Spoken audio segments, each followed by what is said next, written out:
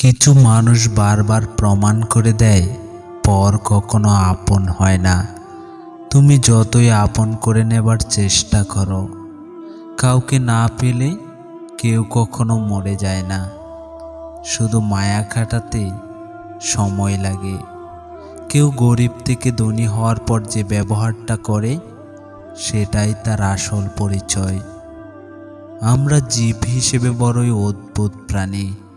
যারা আমাদের ভালোবাসে, আমরা তাকে ভালোবাসি না।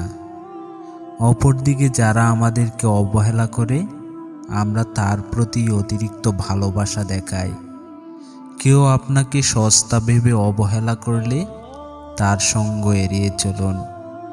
কেউ যদি আপনাকে হিংসে করে, তাহলে বুঝে নেবেন আপনি তার চেয়ে ভালো অবস্থানে আছেন। পাশে দাঁড়িয়ে ভরসা দেওয়ার লোক নেই, সামনে দাঁড়িয়ে পথ দেখানোর লোক নেই, কিন্তু পিছন থেকে ভাস দেওয়ার লোকের অভাব নেই।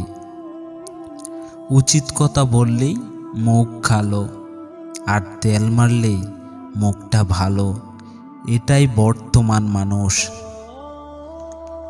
লোকের কাছে তারাই সবথেকে খারাপ মানুষ, যারা সর্বদা উচিত কথা বলে।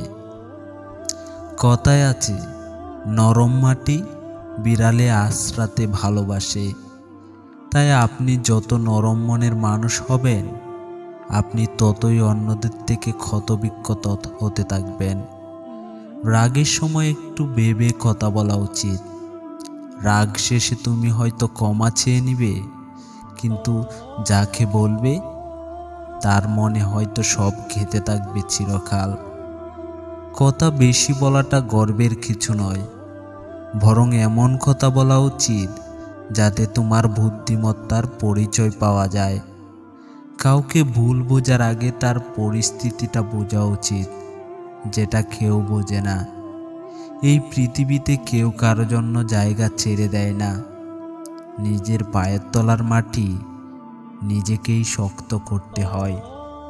যদি তুমি নিজের সাথেই বন্ধুত্ব করে নাও, তাহলে তুমি কখনো একলা অনুভব করবে না। ছেলেদের জীবনটা বড়ই জটিল।